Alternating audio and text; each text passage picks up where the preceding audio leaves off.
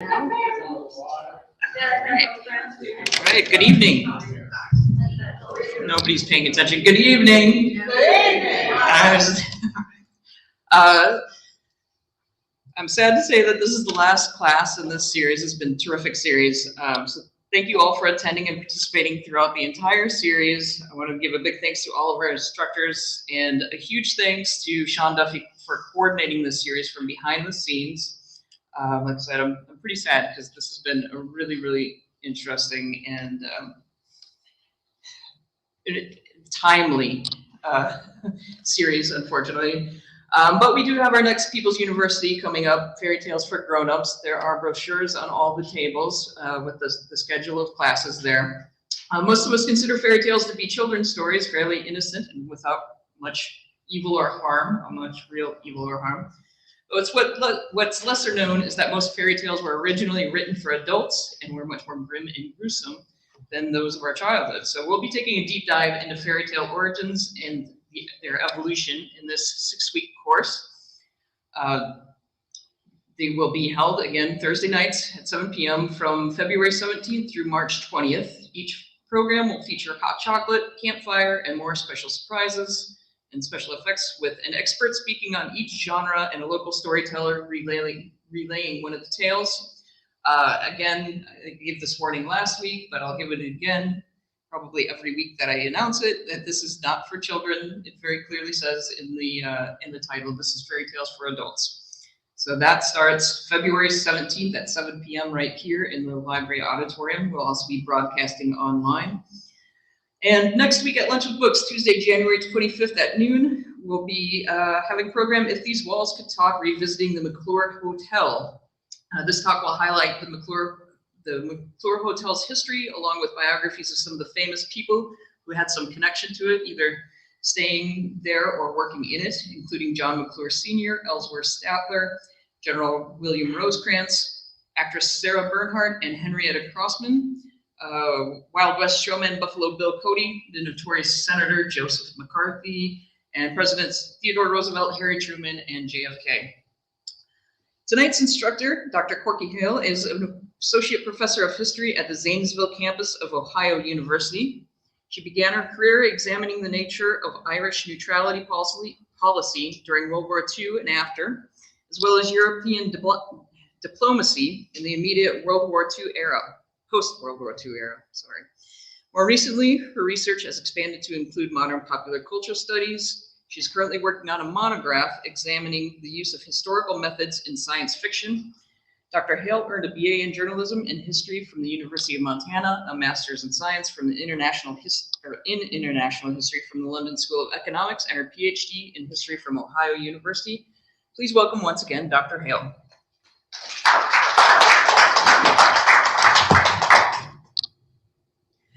After the debacle of forgetting to advance slides last week, no PowerPoint today.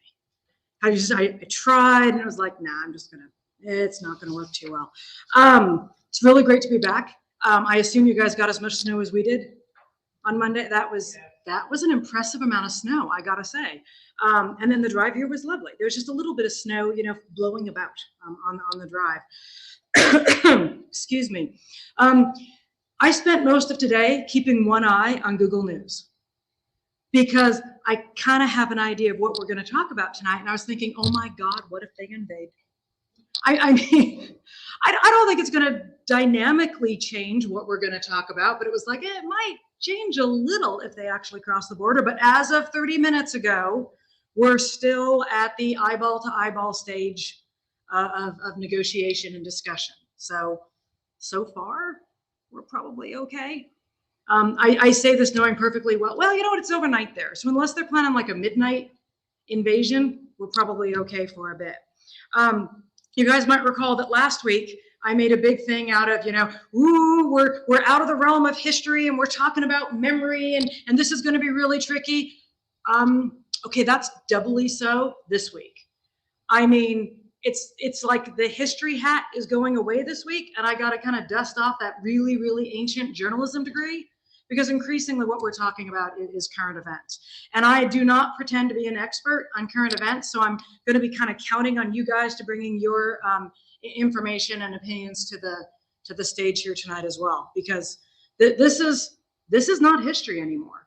I have a little bit of historical things I want to talk about, but whether or not Putin crosses that border sometime in the next few days, there's historical reasons for it that we can talk about, but we're no longer dealing with history. And so I know that Sean wants me to talk about, is the Cold War over? And we'll get there, but I can't say I have an answer for that.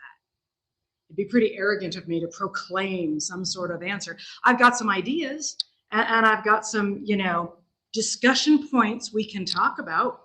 But I mean, come on, we're historians. We can't say stuff like that. Almost swore, didn't swear. Yes.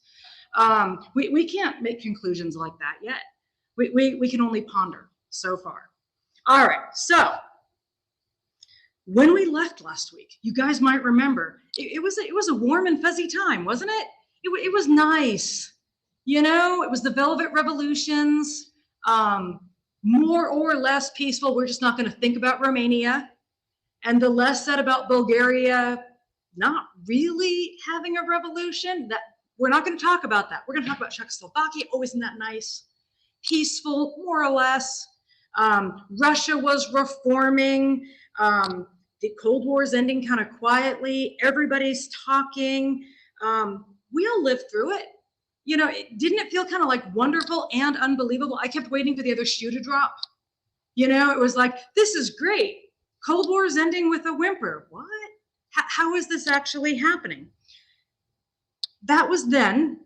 This week, I can't be the only one who's been watching the news all week. Massive troops. They just did some satellite photos today that indicate that they're well over 125,000 troops. They're in Crimea, they're in Russia, they're in Belarus, potentially getting ready to go across the border. And in the press conference yesterday, President Biden said, well, Putin kind of has to go. And then today, of course, they were walking it back going, no, we didn't mean we wanted him to cross the border. Ukraine's freaking out. Europe is trying to go its own way. Macron today made a big statement out of, well, maybe we shouldn't deal with the Americans anymore. Maybe we should make our own deal with Russia. And then he had to walk that back. So, part of the point of tonight is how the heck did we get from we're all friends and the Cold War is ending, nicely and peacefully to, I hate using this term, but it's the one that comes in my head, eyeball to eyeball. I don't know what's going to happen if Putin crosses the border. I don't know how Europe's going to respond. I don't know how NATO's going to respond. Come to think of it, I don't know what the NATO rules are if one member of the Partnership for Peace invades another member of the Partnership for Peace. It's got to be against the rules somewhere in the NATO agreements. I don't actually know how strong the Partnership for Peace agreements are. So, okay. Somehow it might be a whole better to ask for forgiveness than permission scenario, although I can't really imagine any scenario where Putin's asking for either forgiveness or permission, come to think of it. If you're wondering why suddenly we're eyeball to eyeball in Ukraine, there's a million reasons, but the latest big thing was an ultimatum that Putin issued on December 17th, where he said, the only way we're going to have peace with NATO is if NATO absolutely 100% agrees to stop expanding. And the pundits that I've been reading on this are kind of in disagreement over what that means. Some people are saying it was a deliberate statement designed to be disavowed, right? That it was such a strong ultimatum that the expectation was that the West would say, screw you, the kind of ultimatum that's designed to be refused. In just before World War I, I'm sorry, all of my historical examples are way before this, but Austria issued a massive ultimatum to Serbia. And the point was not that Serbia would go along with it. The point was to create such a nasty ultimatum that Serbia would say no, so that Austria would have a casus belli. So there are those, cause to go to war. So there are those scholars that are like, okay, this is why Putin did that. It's because he's setting himself up to have an excuse to go to war. He's thrown out this really, really spiky, grumpy olive branch, and NATO's refusing to go along. Hard to say, really, if that's the case or not. The ultimatum on December 13th was deliberately leaking a proposed draft treaty between NATO and Russia. And it was kind of a, oops, this got leaked. But it's a really strong statement anyway. All right, so that's why if you're like, but haven't they been staring at Ukraine for years now? Yes, but that would be why it suddenly flared up. Well, that and hundreds of thousands of troops heading to the border. I wish you would use the eyeball to eyeball. I prefer toe-to-toe with the receiver. Because really, it deserves the satire of Dr. Strangelove. Because the older you get, the more you see this happening all the time. I'm expected to take it seriously. I mean, if you know, we're going to defend our sphere of influence right on the border of Russia, right on the border of China. You get a couple of carriers from China, that would do the defense budget. I mean, that's what they want. This seems cynical from the back of the room. You know, let's go through and talk about the history. Then we can revisit to what extent this is a continuation of the Cold War, or if this is, because that's the other question, right? Is this Cold War, or is this great power politics? I don't necessarily have an answer for it, but I mean, but that's the question. Is this something new and weird and different? Is this a devolution to the kind of balance of power politics that we had in the 19th century between European powers? Should it be? Is this, I hate saying this on a recording, is this plucky Russia trying to get their own back? Is this creepily, really, really well nuked Russia acting rashly? I mean, I don't know. We'll get there. You save that cynicism of the toe-to-toe sort of thing going forward. But I did a deep dive into some of the punditry in the 21st century on this, because again, not an expert on 21st century international relations theory. I have friends who do that, but it's not my thing.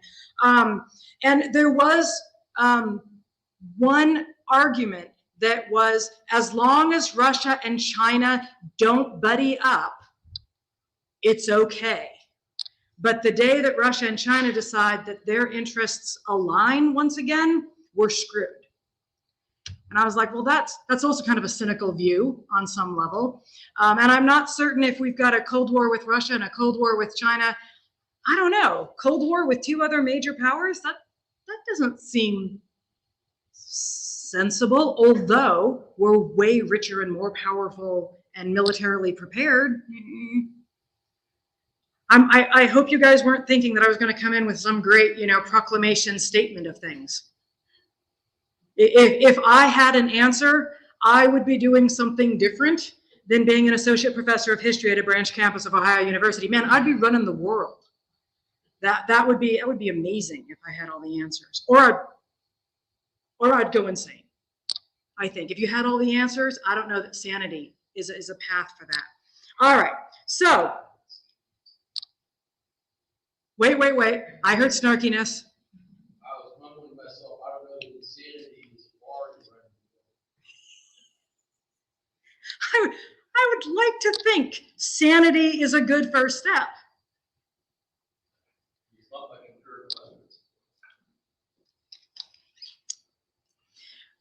That was a joke years ago, that the first disqualification for being president was wanting to be president. And I don't think that's necessarily invalid. That does seem like a relatively crazy sort of thing. We just got a new dean at Ohio University Zanesville, and she's a great colleague. But I kept thinking, why do you want to be dean? I mean, being a professor is pretty cool. Being a dean is like having a target. Realize she might be watching this. You're a great dean if she's watching it. All right, so what we're dealing with today is how do we get from peaceful, calm, late 1980s, early 1990s to, I'll give it to you, toe-to-toe today over Ukraine, of all places. I want to introduce the fact, although we will not discuss it, that some scholars are arguing, and John Gaddis is one of them today, that the Cold War is not with Russia. Argument being, Russia is no longer a powerful enough state to really be an equal Cold War sort of combatant. Hope Putin's not watching this for saying that out loud. But that really any sort of future Cold War is a Cold War with China. Now, that's outside the remit, but just throwing it out there that when we say, are we in a Cold War today, there are people who are arguing, yes, we are, but it's with China. And the argument is China is the #2 economy. China has an aggressive military policy. China's idea about what constitutes international waters in their, along their borders, they seem to get a little bit more ocean than the rest of us. They have a much more generous idea of what part of the ocean constitutes Chinese territory. It's always been the 5-mile limit. I don't know how far out China goes, but it's more than 5 miles. And there's one sea that they claim for themselves. So we're going to ignore China. Maybe at some point going forward, Sean will come up with a let's talk about Chinese history, which I know nothing about, so he won't invite me back. So we're not going to deal with China, but it's out there for those of you really interested in current events sort of thing. So, question for tonight. Is this a continuation of the Cold War? Is it a new Cold War? Is it not a Cold War at all? I mean, this is something that will be definitively answered 200-300 years, probably, that will finally have the distance where they will decide generations from now whether this was a giant Cold War or two separate conflicts with an, it's either an interregnum in the middle or changing nature of a Cold War sort of thing. One of the things I want to get to eventually, which you guys can start pondering now, is, you know, what does it mean to be in a Cold War? And how is a Cold War different from other types of conflicts? And how was the Cold War, right? I feel like I was just about ready to say the Ohio State University, the Cold War different from other less than outright war conflicts, you know, because you guys have been studying about the Cold War for some weeks now, and it's got the little definite article. It's the Cold War. Was it so special and different that nothing like it can happen again? That'll be another thing we'll kind of ponder. All right.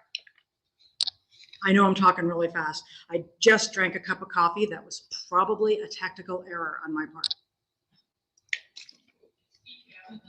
Was it decaf? So this is just sheer adrenaline and sugar. Okay, good to know.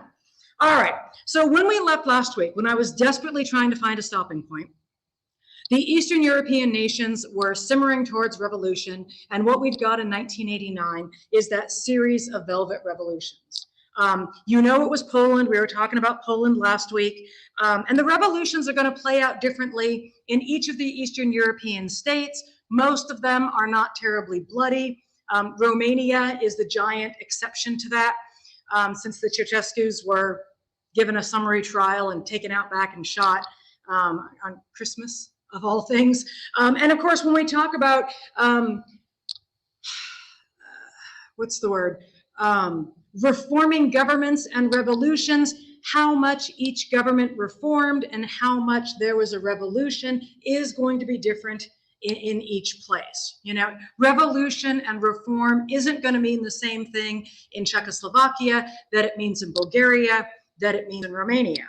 But in all of these places, the motives for it are going to be the same. And it's going to be the same thing when we get to the Soviet Union as well. These places were crumbling because of economic instability. The finances were not good, and they hadn't been good for, well, since World War II. So, I mean, they'd been on borrowed economies for a long time. And political corruption, right? These were not popular governments. These were not places where everybody was on board with what was going on. One of the things that had kept the Eastern European governments going was the fact that the Soviet Union was subsidizing their economies, right? They put their puppet governments in place, they're shoving money at them. But, you know, when the Soviet Union starts reforming itself, that money stayed home. So, everyone starts kind of running out of money. And with the reduction of East-West tensions, Eastern European countries that were reforming started getting money from the West. Okay, it was loans, but loans from the West to help shore up their economies on the warm and fuzzy side of things, I suppose. Borrowing the money was easy. Paying the money back was going to be a little bit more difficult. So it's kind of a stopgap for their economies, but it's not going to be a panacea. And as they keep borrowing, right, their economies are just going to get shakier. Hopefully, none of you have a really clear and deep idea of what happens when you keep borrowing and you can't pay it back. But of course, you just end up in a deeper and deeper debt hole. And of course, it's not just the debt, it's also the unpopular governments who are reasonably corrupt. So how much the borrowing actually got to all of the people, right? How much it trickled down was also an issue in a lot of these places. Then if you're thinking, well, what's new about this? Nothing, right? From the moment that these Eastern European governments came into play, they were dealing with economic instability and political corruption. That's not new. That was kind of the rule of the day for a lot of these Eastern European countries. The big difference in '89 and then in the Soviet Union itself in '90 and '91 was the lack of Soviet response. Gorbachev wasn't kidding when he said, "I'm not sending in the tanks," and he didn't send in the tanks. And once it became clear that the Soviet Union wasn't going to send in the tanks, protests are going to, explode all over the place. And that's how we're going to get that massive change in the tail end of 1989. I hope that some of you wandered through YouTube and watched some of David Hasselhoff singing on the Berlin Wall. You didn't see that, did you? Pardon me? Did you see David Hasselhoff singing on the Berlin Wall? No. Okay. He's big in Germany. He's big in Germany, though. Well, yes, he is. I mean, who else would you have sing at the Berlin Wall, I guess? But I mean, the fall of the wall in Germany is the big moment for a lot of people for the end of the Cold War. And we can certainly argue that it is, right? Because if you're going to argue that the division of Germany was really the start of the Cold War, if we're going to go back to the blockade, if we're going to go back to the airlift and say, okay, that's when it really started to go south, it is a nice bookend to say that the fall of the wall is where it's going to end the other way. The breakdown of the Eastern European bloc kind of, ends in Germany with the fall of the wall. If we're talking about how nice, and I don't know why I keep saying warm and fuzzy, but we're going to go with it. It's probably because it's really cold outside. If we're going to go with this kind of soft landing sort of argument, the reunification of Germany is another great example of this moment of cooperation and negotiation, and in many ways, everybody on the same page. Oh God, what was it? Condoleezza Rice and Philip Zelikow wrote a memoir about the reunification of Germany.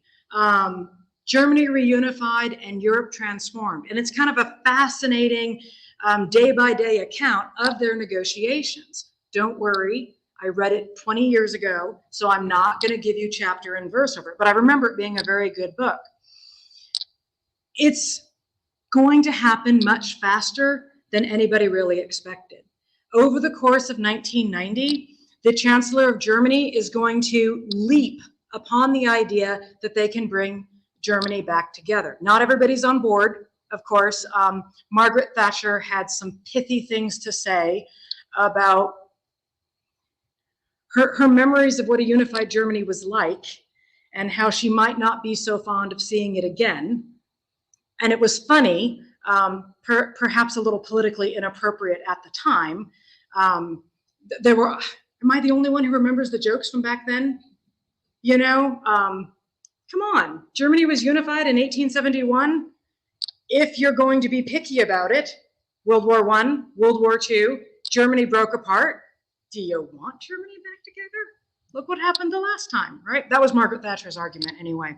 But as early as November, December of '89, Helmut Kohl, Chancellor of West Germany, was okay, we can do this. Get everybody on board. And you might be thinking, well, why the heck is Gorbachev getting involved in this, right? He's trying to shore up the Soviet Union. He's trying to keep his own country together. How is he going along with this? Gorbachev was agreeable. He was involved in the negotiations. Gorbachev wanted money from the West. Gorbachev needed Western support. Gorbachev was trying to shore up the Soviet Union. If that meant letting Eastern Europe go, he was on board with it. Was anybody in the Soviet Union thrilled about East Germany joining NATO? Not particularly. What could they have done about it? I mean, in 1989, exactly, right? I mean, what could Gorbachev have done? I mean, is this the moment to send in the tanks? Is this the moment to draw a hard line in the sand? He didn't have the leverage. Excuse me. He was far more concerned with a peaceful transition than with maintaining Soviet primacy. It's probably one of the things that lost him his job. You know, I mean, I'm not going to do a counterfactual and say if Gorbachev had done things differently, the Soviet Union wouldn't have been dissolved, because history is not monocausal. This is not any one thing was going to keep Gorbachev's position, but this didn't help from the Soviet standpoint. For some people in the Soviet Union, Gorbachev being so agreeable to letting NATO expand into the full unified Germany was something akin to treason. And it certainly spoke to the elements in the Soviet Union who thought that Gorbachev was going too far. I mean, the old guard's still there. They still exist. Increasingly, as economic reform starts to create a more variable, that would be a polite way of putting it, economic environment in the Soviet Union, as unemployment potentially becomes a thing when it hadn't really been a thing. Prices don't start to really expand until the 1990s, but this was a society that was largely based on security. Okay, I mean, not great security, right? It's that joke about you're waiting 10 years for a car, but you know, there's a house, it might be a crappy house, but there's a house and there's a job. And then this was a much more uncertain sort of time. And going into 1990 and 1991, Gorbachev appeared to be walking a bit of a tightrope, because he's still trying to push reform, but increasingly he's trying to do just enough reform to appease the reformers. And these are people like Boris Yeltsin, who were really pushing heavier reform without pissing off the old guard, right? He's threading the needle between the two. Some of the people that I've read on this suggest that it's the threading the needle that gets him to agree to NATO expanding a bit, because that's helping the reformers. But it's threading the needle that makes him send the tanks into Lithuania in January of 91, when Lithuania tries to break away. I mean, that doesn't sound like Gorbachev, does it? It doesn't last very long.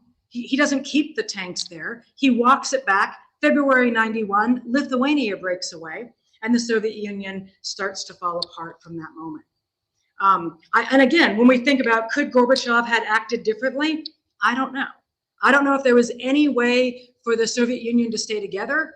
I don't know if there's any way that Gorbachev could have kept his job, although he did run for office a few times after it broke up and was not successful. I feel kind of bad for that. In the 90s, he ran in the 96 election. And you're thinking, wait, he did? Yeah.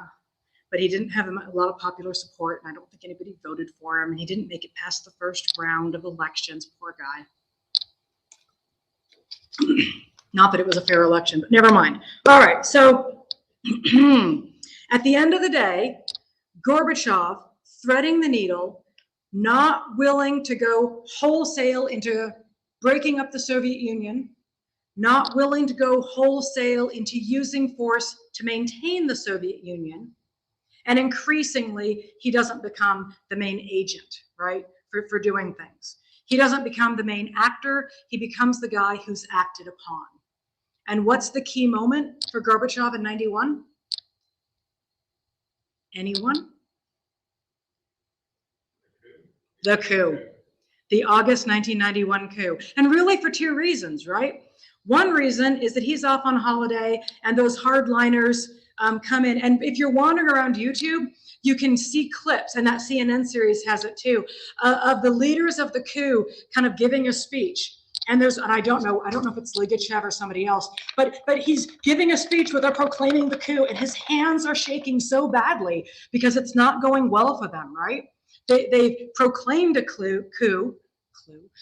They have no popular support, and they're just really, really nervous. I mean, I've never seen anyone, try to proclaim, I'm taking over this country, but man, it doesn't look like he's taken over this country. So that's one thing, right? He's so pissed off the hardliners that they attempt a coup.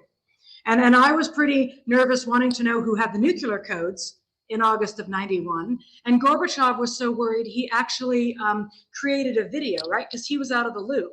And so he was, recording himself. For all he knew, it was his epitaph that he was recording at his dacha with the whole, not quite last will and testament, but it was that nerve-wracking. So that's one big thing, right? The hardliners are drawing a line in the sand saying no further.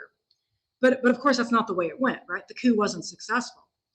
The other thing was, of course, who was the man on the stage at the coup? Yeltsin.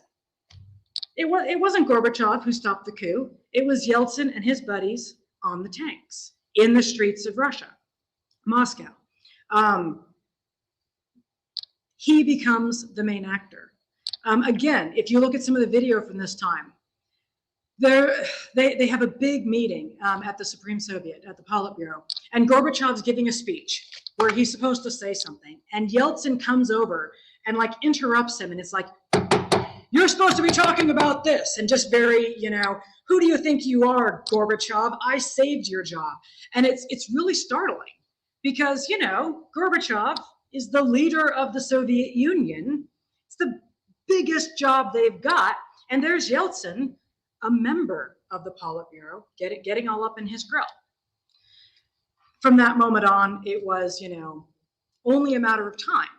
And then, of course, I don't know what it is about Christmas, but it's December of 1991 that the Soviet Union collapses, right, into the Commonwealth of Independent States, and then the Commonwealth of Independent States doesn't last all that long, but they more or less go their separate ways. Gorbachev really lost it, right, in August of 91, but it takes a little bit of time to work it all out. And so there are those scholars who argue that that's when the Cold War ended. Right? Because remember, there are people who suggest that the Cold War really started when the Soviet Union came into existence. If you're going to argue it's an ideological conflict between communism and capitalism, as soon as you have a major state power that's commie, you're going to have that sort of ideological conflict. So as soon as you don't have a major state power that's communist, we're going to ignore China today, remember?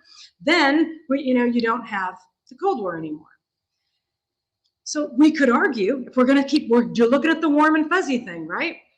Yeltsin, he disavows communism, more or less. He argues he's a liberal Democrat. Let's see how this goes for ending the Cold War. One of the things that Gorbachev does as the Soviet Union breaks apart and Yeltsin continues in his first term is a drawdown of Cold War armaments. This is kind of an ending of the Cold War kind of thing. There was some concern because Soviet nukes weren't all in Russia. Soviet nukes were in Russia, Kazakhstan, Ukraine, and Belarus. And everybody agreed that it was not a good idea to have 4 nuclear powers in the former Soviet Union. Belarus did not drift far from Russia, still not far from Russia. And so Belarus was fine with giving up their weapons. Kazakhstan had to be persuaded a bit, but pragmatically, Kazakhstan didn't want to have to pay for the weapons. They didn't want to have to maintain the weapons. So Kazakhstan was willing to give up the weapons. This is so poignant. Ukraine didn't really want to give up their nukes.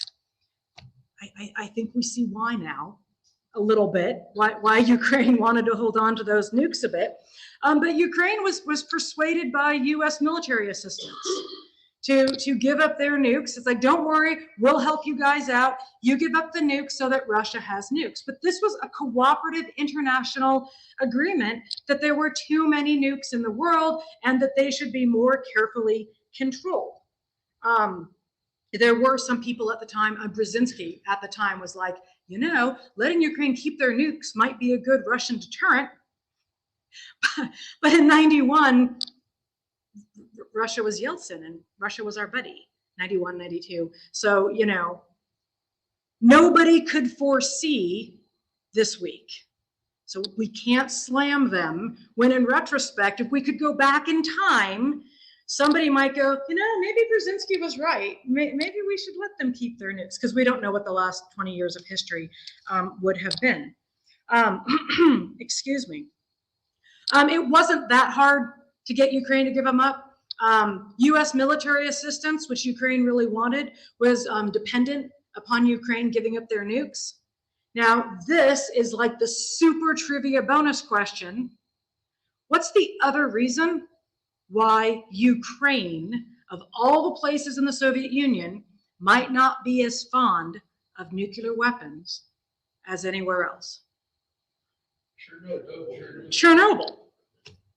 They have a much more visceral experience of nuclear power, nuclear accidents than the rest of us. Maybe it's a little harder sell in Ukraine than it might be otherwise. But this cooperative threat reduction program that came out of the Department of Defense was very impressive and very cooperative. It's still to a certain extent going on today, but it was a deliberate program to help the countries of the former Soviet Union and the Soviet Empire draw down their armaments. That's warm and fuzzy. It's a great moment of cooperation. And it's still in place, but I'm not exactly sure where it's in place and who's actually engaged in it. And Lord knows, I don't know how much we've spent on it so far. But from a warm and fuzzy standpoint, that's a nice cooperative, not really Cold War sort of thing for the 1990s. In a similar fashion, we've got new partnerships that emerge in what we all thought was the end of the Cold War. In 1991, there's a massive peace conference for the Arab-Israeli conflict in Madrid, co-sponsored by the Americans and the Soviet Union, soon to be former Soviet Union. That's another marvelous sort of thing. You guys know that they were often on opposite sides of the Arab-Israeli conflict. And at the moment, back in the day, it seemed like a brilliant step forward. The Madrid conference was a massive bilateral, multilateral conference of Israel and the Arab states in the Middle East. That conference was the first step that got them to Oslo. And if we stopped the clock in Oslo, that was an amazing moment of peace in the Arab-Israeli conflict. And remember, I'm overemphasizing the warm and fuzzy elements of the 1990s, so we're just going to stop the Arab-Israeli conflict at Oslo. Not going to continue that discussion because it doesn't last. But for the nonce, it looked good. By the same token, it's in the aftermath of the Cold War, what we thought was the aftermath of the Cold War, that NATO comes up with the Partnership for Peace program.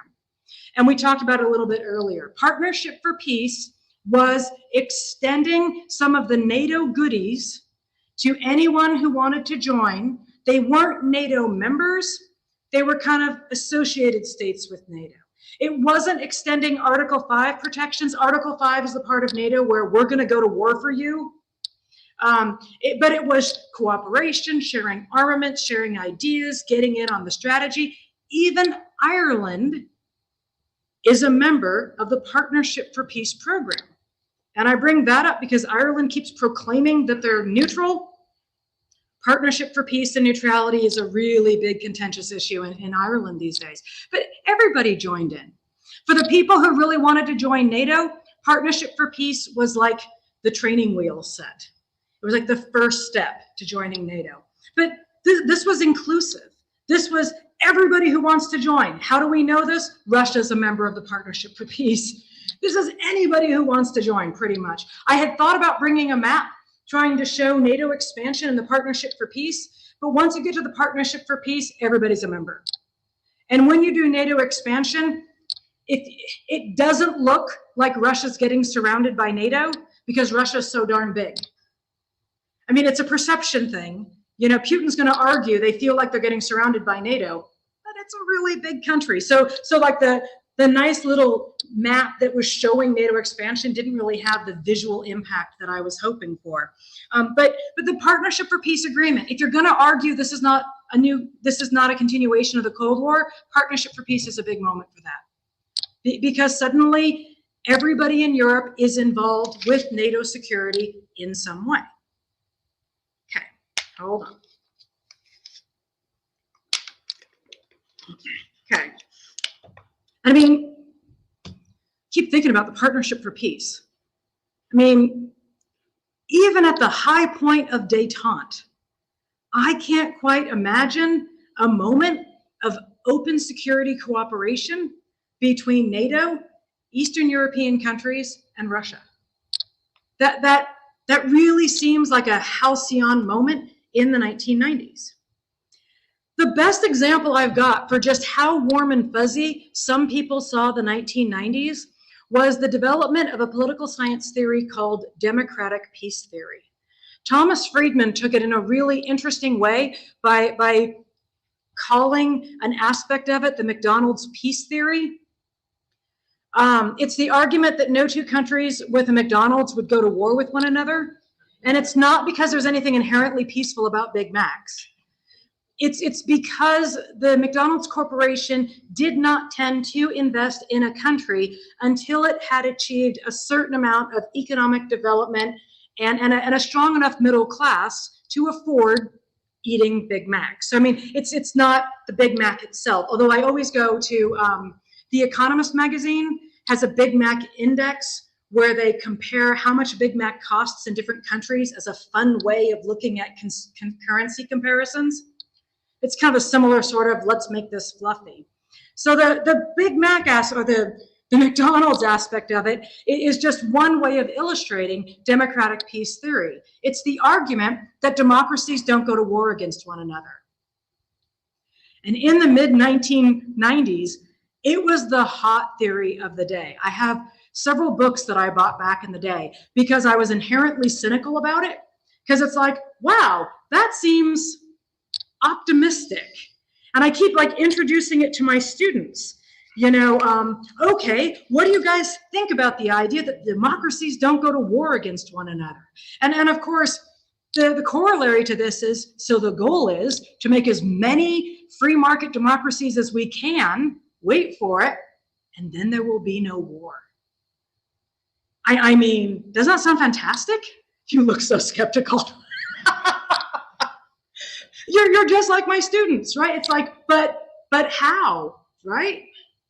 And the whole thing is all of these Warsaw Pact nations, and some of them, you know, East Germany, okay, West Germany put all this money into East Germany. You know, they even took over the Trabi factory. They started putting Volkswagen engines in trucks, you know. But they put all kinds of money into East Germany to make it part of Germany. But what about the other countries that were far more fanatic? Albania, okay? I mean, they were basically, you know, really communist fanatics. Why, you know, the only reason they bought into it, so all their money was gone too. I mean, you know what I'm saying? And it took them a while to cooperate with this stuff. Well, indeed. I mean, really the first question when you talk about democratic peace theory is, well, what do you mean by democracy? And some of the critics at the time made that point.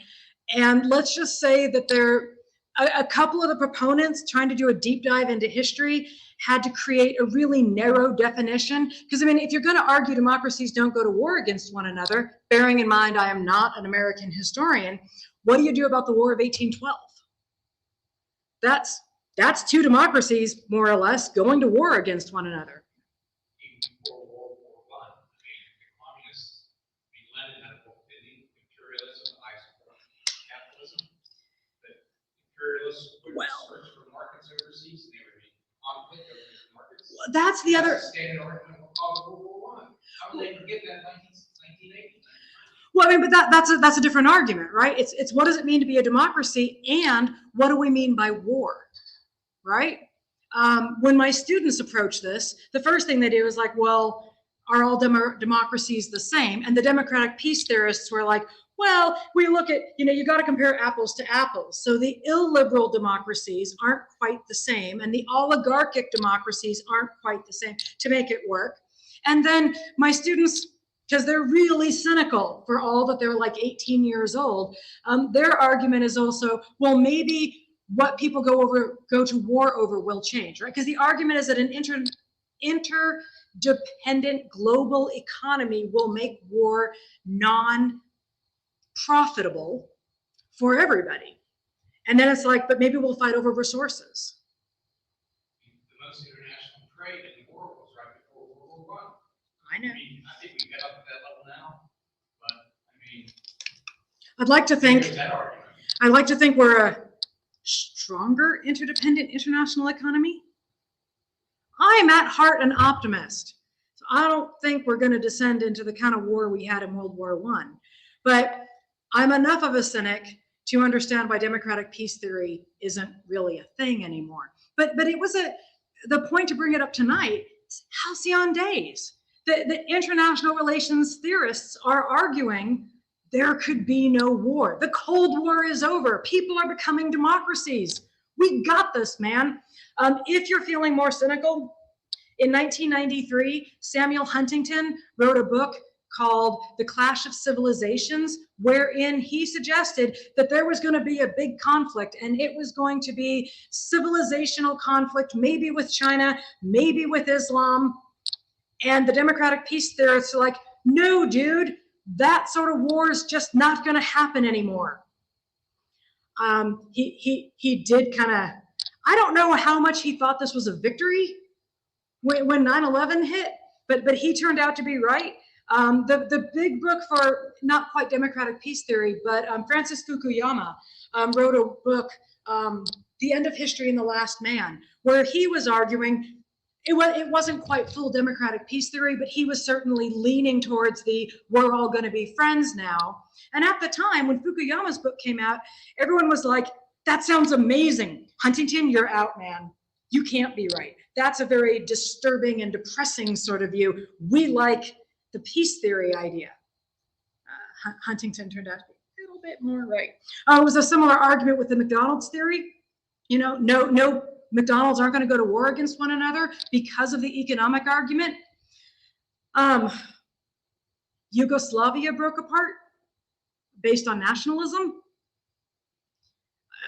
I would argue that most people thought that nationalism wasn't a thing anymore, right? That Yugoslavia was a perfectly good country and that people didn't break up into a civil war over ethnic differences. Certainly not in Europe. Yeah, but it was less bloody.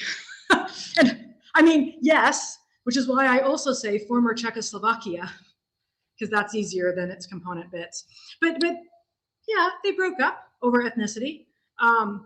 Yugoslavia imploded over ethnicity. And it was, at least for a lot of outside observers, relatively unexpected. In my contemporary Europe class, we have to talk a little bit about the civil war in Yugoslavia. And I have about 20 minutes in one day to talk about it. And it's a mess, man. You can't do an order of battle history for that, because it's like this, and then these people switch sides and this. And so it's just like, read the chapter and we'll talk in generalities. And of course the historians still haven't come to grips with the Yugoslavian civil war either. From our purposes today, democratic peace theory is kind of a sign of the giddiness of the 1990s. This is when they would say the Cold War is over and we are in partnership, right? We don't have to worry about the former Soviet Union. We're all on the same page. Gorbachev may have been booted from power in 91, but when Yeltsin comes in, he wants to be a partner to the West, so it seems, just as much as Gorbachev does. Yeltsin is in power in 1992. President Clinton comes into power in 1992. Those two men met 18 times when they were both in office. That is nearly as much as all of their predecessors meeting to get put together. Granted, Cold War is over, so it's far more likely that they could meet, but they met a lot.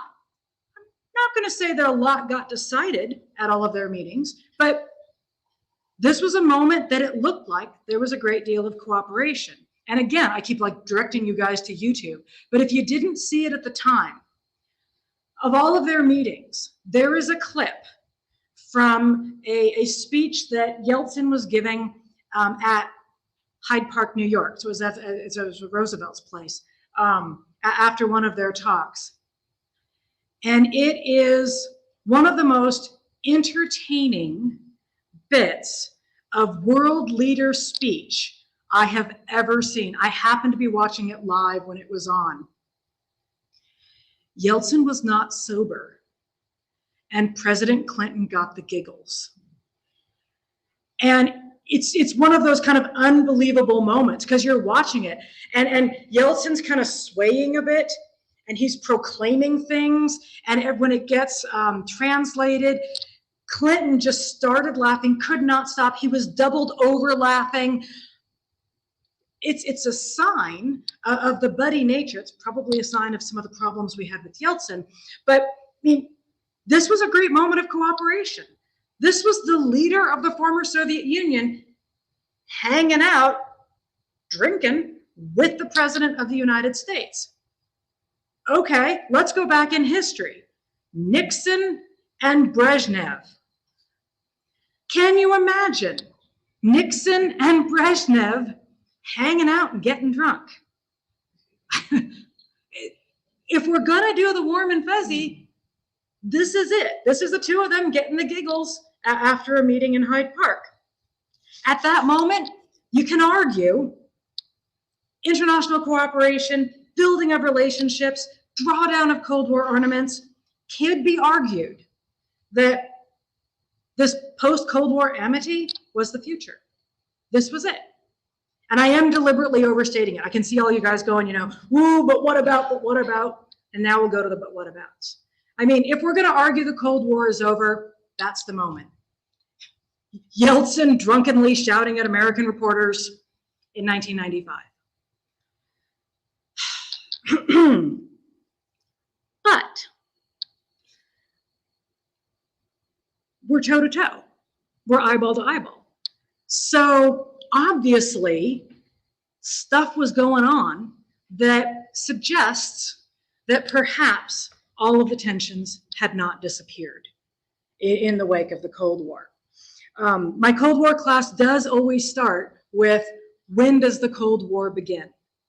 And you can argue that it begins with the arrival of the communist state. You can argue that it doesn't emerge till after World War II. You can also argue that Russia and the United States, as great powers, were going to be rivals no matter what.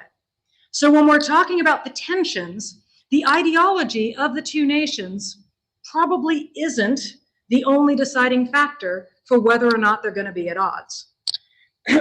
Excuse me. And there are some people who argue that, that even if Russia hadn't gone communist, that Russia would have bumped up against American interests at some point. It's the nature of large, great powers that they tend to get up in each other's grill. You can argue that. But whenever I think about this, right, I keep thinking, well, Canada is the second largest nation in the world, and we don't have a problem with Canada. Although I've got a buddy who teaches at the University of Calgary, and he argues that the reason why most Canadians live near the border is either to prepare to invade the United States or as the first line of defense against our inevitable invasion.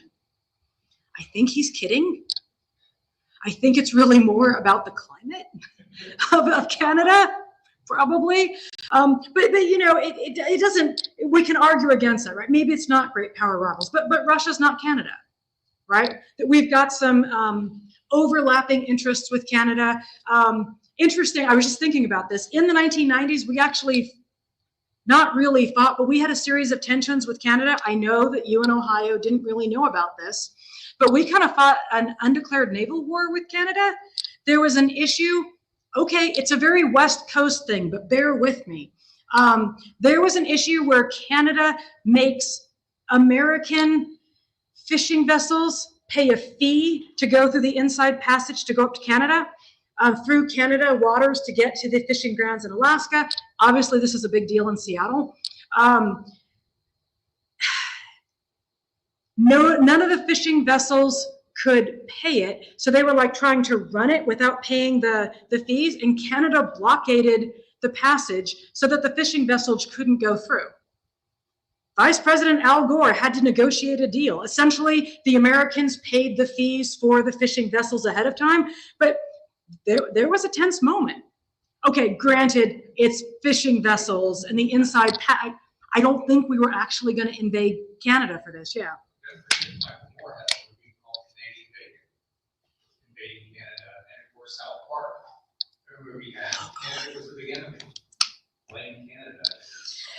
Okay, now that's going to be stuck in my head. But I'm not going to sing it because there's probably copyright issues to sing it on YouTube or something. I don't want to have them hunt me down. But yeah, I mean, but it's a joke, right? The idea that Canada could be some sort of opponent on some level. So rivalry, we can argue as a cause for these tensions, but it's probably not it doesn't fully explain the current tension, because if it did, why aren't we in more conflict with Canada? Another argument that a lot of scholars make about why the tensions are still big is because even if we're not going to argue it's still the Cold War, we had the Cold War. And I'm looking around, and I'm pretty sure all of us in this room remember the Cold War. Of course we do, right? Because I'm just checking. I don't think there's anybody in here younger than me. Maybe younger than me. But we all have memory of the Cold War. And so the argument goes, the memory of the Cold War is one of the things that potentially continues perceived Cold War tensions. I mean, it was 5 decades of all of us convinced that one wrong move, we're all gonna glow, and the Soviet Unions are bad guys. It's really hard to remove that much history and that much perception, right? I mean, Russians are good guys. I'm not seeing a lot of agreement in the room. So, evil empire, right? How do we walk that back, right? It is the evil empire. I was brought up to believe it was the evil empire. The nicest you could say was that it was the evil empire at the top and the poor oppressed Russians underneath the evil empire, but you didn't hear anything nice and warm and fuzzy about the government. And if the great shining example is Putin at Hyde Park in '95, that's not exactly a vote of confidence right there. So the memory itself, the 5 decades of the Cold War, potentially on both sides, is another reason for the current tensions. We can't let it go. And it's probably too soon for people to let it go. Ask France what they think about Germany. They endured a lot from 1871 on. They're not, I mean, I grant you they're friends now, but I keep thinking about England and France being friends for that short period of time in the first half of the 20th century. After centuries of being grumpy at each other, my friends in England still make jokes about France. I mean, that 50 years of being kind of buddies didn't change centuries of making jokes about France. So of course, we're not too fond of the Russians, and vice versa. And it's, if we're trying to get it more complicated, when the Soviet Union broke apart, Gorbachev and Yeltsin desperately wanted money, right? They needed financial support, and they didn't get a lot. The West was willing to help them rhetorically, and the West was willing to give them some money, but there was a lot of talk of a Marshall Plan for the former Soviet Union, and there's nobody. This is at a time, if you guys might remember, the 1990s was a booming economy for the United States. I would recognize it was a booming economy because that was the great tech boom. And depending on how you feel about the population of Seattle tripling over the course of a decade, it was either a really good thing for the Pacific Northwest or not so much. I can't afford to live in my hometown anymore. So for me, maybe not the best thing, but it was a booming economy. We could have probably done some sort of Marshall Plan, but nobody's leaping to it. And I suspect that kind of memories of the Soviet Union and, it is certainly in play. If we look at it from the other side, right, if we're all a little suspicious of the former Soviet Union, so nobody wants to throw a great deal of money at them, better to leave them unsettled and smaller, look at it from the other side. If the Russians are suspicious that the West wants to see them decline and the West doesn't give them money, I mean, that's a Cold War memory as well, to be inherently suspicious of Western motives. We can go right back to your imperialism argument, right? Oh. We advise them to, free market their economy, and everything crashed. Exactly. Their lifespans decreased. They didn't have opioids, but they had vodka. They actually also had the war in Afghanistan brought heroin back to Russia, so they actually did have opioids for good or ill. My colleague down in Athens, when he teaches the Soviet class, that's one of the things that he brought up. The war in Afghanistan wasn't just kind of like their Vietnam because they got bogged down in it, but for the first time, the troops kind of brought heroin back to Russia, and the Soviet Union suddenly had a drug problem. Druggies on the streets of Moscow, they didn't really know how to handle that either. Excuse me. Where am I going? Drifting. If we didn't have the history of the Cold War, one wonders what the headlines would say today. Right? Because it's all about, oh my God, Cold War with Russia. I don't know what the headlines would say if we didn't have the Cold War. I mean, I suppose if Canada started making moves, we're not going to be talking about a Cold War with Canada. Just went right to the Arctic in my head. Never mind. But, because we have good relations with Canada. So that memory, right? Is it still the Cold War? I know I'm being a little meta here, but if the Cold War hadn't existed, we might still have tensions with Russia. It might not be called a Cold War at this point. So there's structural factors in play here that potentially cause the Cold War. But there's also situational factors. And that's where we go back to that shock therapy you were talking about. In 1992, Boris Yeltsin instituted severe economic reforms in the former Soviet Union upon the advice of economists from the West. I saw somebody describe it as ripping off the communist Band-Aid. Sudden release of all price controls, increase in taxes, prices skyrocketed, unemployment skyrocketed. Your average former Soviet person went from, okay, my life sucks, but to, oh my God, I can't afford to breathe. And it happened in a relatively short amount of time. When we talk about why are there tensions, hey, Boris Yeltsin was a great friend of the West, but the Russians were not nearly so fond of the West. There are several studies that have been undertaken graphing the rise of anti-American attitudes in Russia from 1989, 1990 to 2018. And then it plummets. And it plummets after things like the economic shock therapy. Capitalism works, but capitalism doesn't work for everyone. And capitalism turns out doesn't work that well when you rip off that Band-Aid really quickly. And in the 1990s, a fair number of people became rather quickly disillusioned somewhat by the Americans, by this idea of capitalism. In the 1990s, we're going to see an increase of extremist politics in the former Soviet Union. And it's going to go kind of two directions. One direction it's going to go, and they're still prominent today, is a resurgence of the Communist Party. Newsweek had an article just a few years ago illustrating the extent to which the Communist Party of the former Soviet Union is the #2 party in Russia. They're the largest opposition party. They are claiming that they are very oppositional to Putin and that they're completely different. Other people in Russia are arguing that they're kind of a tool of Putin. And And I don't have an answer either way. But if you're worried about it being a Cold War, if not Putin, the number 2 party are the communists again. The other direction it went in the 1990s is something called I think it's called the Liberal Democratic Party, but I hate calling it that because what it really was a radical right-wing nationalist Russian party under the leadership of somebody called Vladimir Zhirinovsky.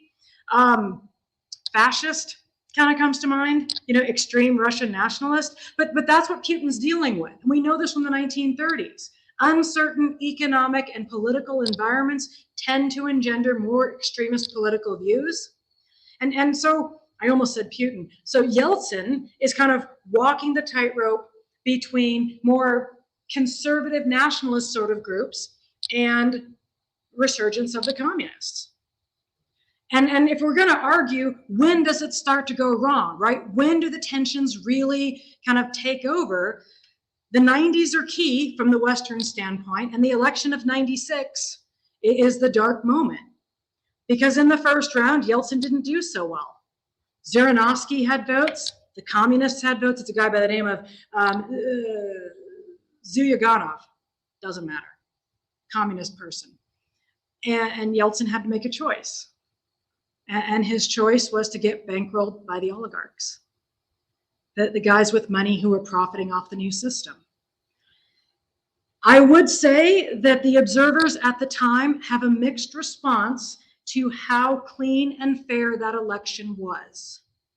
Yeltsin used state money to finance his campaign.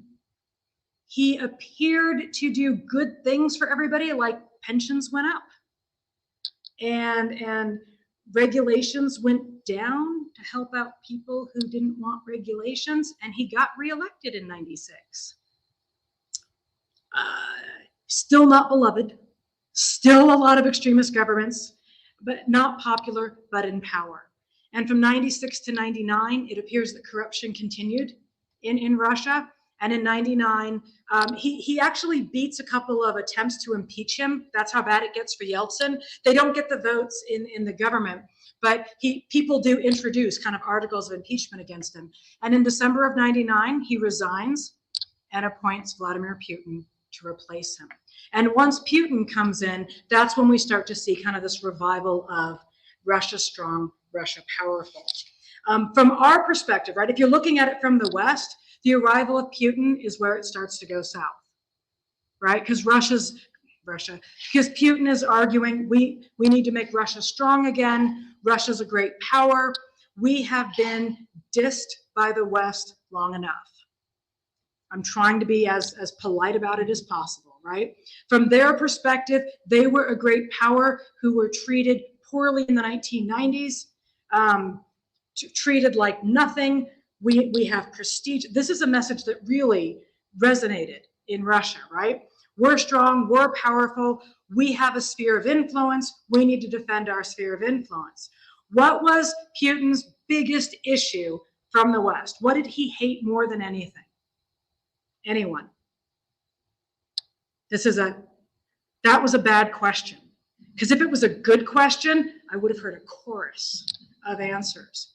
From Russia's perspective, it all started to go wrong when the European Union started expanding eastward and when NATO started expanding eastward. NATO expansion in 99, NATO expansion in 2004, NATO expansion in 2008, and potentially NATO expansion to this day. You guys know that that's the issue, right? Ukraine really wants to join NATO. Russia really doesn't want them to join NATO. But from their perspective, if we're thinking about, whose fault it is, where does it start? We're right back, by the way, to divvying up Europe at the end of World War II, right? From Russia's perspective, that's where it went south. When Western Europe and NATO started moving in on traditional Russian territory. And they can argue that much of that territory was traditional Russian territory long before it was the Soviet Union. I'm not suggesting we're living in a world of spheres of influence, but the Russian Empire predates the Soviet Union. They had their teeth in Ukraine for centuries. It's not new for them to be in Ukraine. That's the Russian standpoint. From our standpoint, we're we're just trying to bring everybody onto the same page, right? We're trying to create a peaceful, unified Europe. We're trying to make everybody democracies. Not our fault that Russia gets a little huffy about it. So for us, it starts to go south when Russia starts doing something about it, right? Invading Georgia, taking over the Ukraine, looming over some other countries. I don't have an answer about whether or not the Cold War is over. But if we're going to look at what the Cold War was, right? What are the hallmarks of the Cold War? It's great power conflict. It's ideological disagreement. It's the prospect of world-destroying war. It's hearts and minds. It's spheres of influence. It's what? Proxy wars. It's containment, right?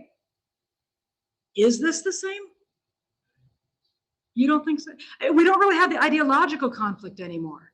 Putin's Russia is not free and fair and open, but it's a heck of a lot more pluralistic than Stalin's Russia was. If you're feeling particularly nervous about the prospect of it being a Cold War, Stalin nostalgia is growing by leaps and bounds in Russia. Kids who never lived in Stalin's Russia think he's cool. I don't know why either, but it's a thing. Putin is certainly encouraging Stalin nostalgia of some sort. There's some Germans that like him, but what's the difference? Good question. Less genocide? Tended to mostly only kill his own people? Well, depending on how you define own people, I suppose. One of the things, one of my colleagues argued years ago, back at Montana, actually, I had a great professor who'd been a diplomat before he was a professor, argues that one of the both benefits and problems of the world today is that the current international structure is based on the prospect of domestic sovereignty. Right? That's the whole basis of the UN. What you do in your own country is your own business, which explains Tiananmen Square. But once you start messing with other people's countries, domestic sovereignty no longer applies, which is how Mao was able to do what Mao did, but Hitler wasn't able to do what Hitler did, if that makes sense, right?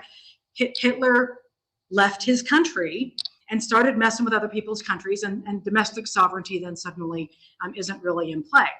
I think in some ways, Putin might argue he's obeying domestic sovereignty in some way, right? Sphere of influence.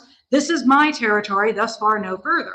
But it's a bit of a, people are arguing he's bluffing because Russia's not the Soviet Union. The economy of Russia is minuscule compared to and it's minuscule compared to the American economy. It's minuscule compared to the Chinese economy. Russia doesn't have the military it used to have. America has major military bases in what? Over 30 countries around the world. Russia has major military bases in Russia, and I think they've started building some in Syria. But I mean, that doesn't compare militarily. I don't know how much Russia's trying to be the Soviet Union again, or if Russia just wants their little place in the sun, right? Give us this, man. We just want a little bit of prestige back. I don't know. Has anyone checked their phones? Am I saying all of this while Russia's invading Ukraine? I don't know. Anyone else want to make a stab? Is this the Cold War? 200 years from now, is this going to be, this was just an interregnum? The Second World War, okay? Since the Second World War, what's happened? Well, the Putin and the Soviets had all this space. They needed a little space, so they had Czechoslovakia, they had Poland, they had all these countries. Buffer states. That was the buffer zone, okay? Now, that's all gone, and Germany is reunited. The Russians probably, you were talking about the French and the Germans. What about the Russians and the Germans? How many people did Hitler kill? Well, how many? Millions. Millions. The estimate is about 25 million, yeah. But they weren't all Hitler's fault. in the Soviet Union. Come on, it's the Soviet Union in World War II. But- Lots of but people died.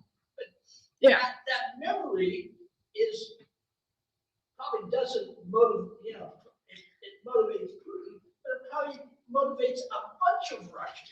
Well, and bear in They don't mind, want that to happen again. when we talk about our historical memory of the Cold War, and think about the medal counts in the Olympics, right? Think how important it was that we got more gold medals than the Soviets in the Olympics. This was that hearts and minds thing, oh my God, every newspaper kept track. It was really important. It's the miracle on ice, right? Oh, well, we beat them in hockey. I mean, that's how deep it went. So it shouldn't surprise us. I mean, we feel pretty good, right? We won the Cold War, if we're going to argue that. And then so we've got that kind of whatever. There was one of the people I was reading on this was arguing that the 1990s wasn't really a period of like victorious, arrogance on the part of the Americans towards Russia. It was smug indifference. And I was like, ouch. Not untrue, but ouch. So look at it from the point of view of Russia, right? They lost the Cold War. That can't feel good. One of the things that seems to me the media doesn't talk about is Ukraine is heavily anti-Russian, and that Putin is really trying to regather that Russians. You can take that too far. Yeah, I mean, my Sovietologist colleague down in Athens, in his Soviet Union class, makes the point that the worst moment in all of Russian history to be born was to be born a Jewish peasant in the Ukraine in the year 1900. The relationship between the Russian government and the Soviet government and the Ukrainians sucked. There was a planned famine in the 1920s. There was the whole problem that when Hitler showed up, some Ukrainians saw Hitler as a, what's the word? Thank you, liberator, which of course they weren't, but the Ukrainians didn't know. They're like, thank God you've come to save us from the Soviets. Shoot, see, that's not the word in my head. You're not. The poor Ukrainians were fighting a two-sided war against the Germans on one side, the Russians on the other side, and then the Germans left. And the Russians came back in. So, I mean, there are ethnic Russians, but there's a lot of Ukrainians who hate Russia. If Putin goes in, I think they're going to get bogged down, even without Western support. Technically, although this is not always, isn't Ukraine in the UN now? I think they're in the UN. Yeah, I think most of Eastern Europe's in the UN. You're right, but they were a puppet state, right? Yeah, that was the rule, that they all got to be in the UN. You guys know how the UN works. One member of the UN invades another member of the UN. The UN's supposed to defend them.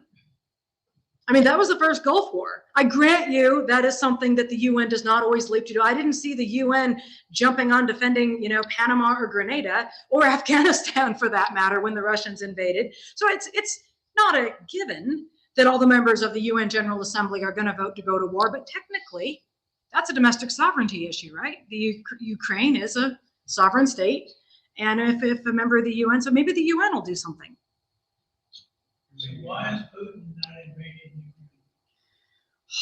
He's got the power. U.S. won't go and stop him. You're thinking Berlin again, right? He wants it taken. We won't be there to stop him. I mean, I don't know. The argument against it is that the economic sanctions are really gonna, I mean, if we kick up those sanctions, that's really gonna hurt Russia, except this is why Macron was going to town today.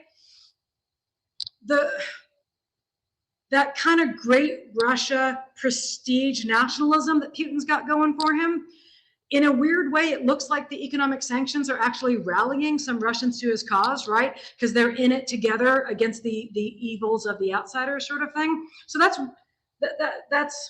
That's not a reason against it, right? That would be a reason for it. That, you know, we're thinking, well, maybe greater economic sanctions will limit him. Maybe that's why he's not going in. But that's not necessarily going to hurt him politically. The reason why Macron was freaking out, and you guys know this, right? What's the basis of the Russian economy right now? Where are they getting most of their money? Yeah, oil and gas to Europe. So you know, you're right. They could go in because Europe's not necessarily going to do something because Russia keeps, like, I'm thinking about, like, you know, the pipeline. They keep like putting their little fingers on the pipeline and slowing down the pipeline so that supplies to Europe aren't as strong, so prices are skyrocketing. I don't know. He's a gambler. It worked in Crimea. I would like to think it's because it hasn't always gone well. I mean, maybe it's too big of a chunk. Ukraine is way bigger than Crimea. Belarus is their big ally. I don't know how great Belarus is as an ally. I mean, that's an honest statement. I don't mean to be like I'm slamming Belarus, but I don't know how great their military is. But I mean, I think we're closer than we might be to, I mean, this week, I think Putin's closer to going in. I think Biden's press conference statement probably didn't help yesterday. What's a minor incursion? I don't know. I have a buddy who spends a lot of time in Ukraine, teaching English of all things. And from the Ukrainian perspective, there have been Russian troops in eastern Ukraine for years now.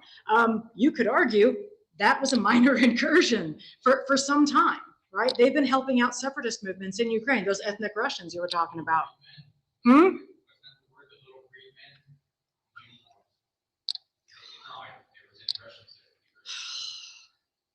Yeah, historically, our hands aren't always clean about, you know, what we're doing in other people's countries. But I mean, that's what would be, I mean, if that's a minor incursion, we've already let it go. I don't know. I'm hoping he's bluffing. But I don't know what he's expecting to get out of his bluffing because NATO's never going to agree to those demands. You know, thus far and no further. I don't know. When you guys come up with a brilliant answer, you know, email me the answer and then we'll get it to the government or we'll get it to Putin. You know, maybe Putin will have an answer. Maybe he doesn't want Ukraine always used to be a big part of Russia and of the Russian Empire because it was the breadbasket, because that's where all the food was grown. And aside from Khrushchev's really misguided effort to grow wheat in Siberia, long story, one warm winter made him convinced that wheat could grow in Siberia. Didn't turn out so well in the long run, although I suppose maybe today wheat can grow in Siberia. It's a different world than it was in the 1950s. I don't think that's still the reason to own Ukraine. I mean, I think it would be a boondoggle. I think it would be another Afghanistan. I would like to think Putin's smart enough to realize this. Maybe he's going to get a good deal out of Europe. There are those who argue that the point of this is not to invade Ukraine. The point of this is not necessarily to get NATO to back down, but to get Europe to walk away from NATO, right? To weaken the NATO alliance. Macron's statement today about maybe Europe needs to make their own deal with Russia suggests that if that's Putin's goal, it be working, for good or ill. All of this is why I left journalism and went to history. I like having the answers. I like my politicians dead. I like reading documents. I have a buddy who loves contemporary history because he loves interviewing politicians. And I think, no, I want to read their papers. I don't want to deal with humanity. I'd rather go the other way. So keep an eye out. Are you guys sticking around for the fairy tales thing in a couple weeks? Yeah. It's a good follow-up. It could be a good follow-up. I think that looks really fascinating for the next one. It's kind of mental whiplash for all of you to go from, you know, Cold War history to fairy tales for adults. But I think it's pretty good. Don't you think we'll solve that Ukraine crisis like we did the Cuban Missile Crisis? Each side with a little chest thumping and bragging, but there'll be real politics behind the scenes with secret protocols where they go, yeah, it was just a tit for tat. That's what really happened. Hope so. Be nice with it. But I hope We so. felt no way they were gonna stop NATO, and then we talked to Russia, going, yeah, we slowed up so much. One of the articles I read on this was a guy suggesting that it all started to go south when they weakened Partnership for Peace and started making everybody NATO members. So if we're going to riff off your idea, the argument would be the behind the scenes agreement was that Ukraine would stay in the Partnership for Peace and never become a NATO member. They won't tell them that. They won't become a member. I don't know. That kind of assumes a bigger working relationship than we might have with Russia these days. But you might be right. And if it disappears, maybe that's the answer. But then what happens when, you know, the next former Soviet state wants to become a member of NATO? I don't know. It makes me very uncomfortable to ponder this. They're afraid of all these states want to join. I know. I do. You never allow that. It's the line in the sand. And who draws the line in the sand, and how firm of a line is it? And how much is all of the thinking in the room right now, all of us, is because we're all thinking Cold War. I am not a Russian apologist. I say this to the camera. I am not a Russian apologist. But in a world of spheres of influence, does it matter to America which way Ukraine goes? It matters to us if Canada became super cozy with Russia. I think we would seriously care about that. I went right to Red Dawn in my head, by the way, right back to Mexico going communist and the paratroopers coming into Colorado. That would matter. But we claim the Western Hemisphere. Is it wrong for Europe to claim the Eastern Hemisphere? I don't know if it is. I don't know how much it's our arrogance proclaiming we've got a better way. I don't know how much it's the poor Ukrainians not wanting Russia to come back. I don't know. I do know I've kept you guys here too long. It's 8:30. I have a very cold drive back to Zanesville, but I've got my trusty Subaru, so I'm not going to have a problem. But you guys got to get home. Get in. Get safe. This is where I do this.